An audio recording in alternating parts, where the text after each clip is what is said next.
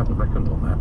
The other massive mistake which we made, conceptual error we made, was that we had assumed, because it was true of almost every referendum there's ever been anywhere, was that people who went all the way through the referendum were still basically undecided, if they voted, would end up on balance for the status quo, yes. Because it's the less risky option. That's happened almost everywhere, and that didn't happen either. Because it didn't feel like a status quo, oddly, did it? It felt. I mean, that was one of the great victories of the snake oil salesman, is that it felt like a kind of a temporary aberration by the time they finished their administrations, rather than actually the best available system. Yes, and I think the failure of the Remain campaign was that we didn't give people with sufficient clarity the reason to believe that it was too risky to do, and therefore we enabled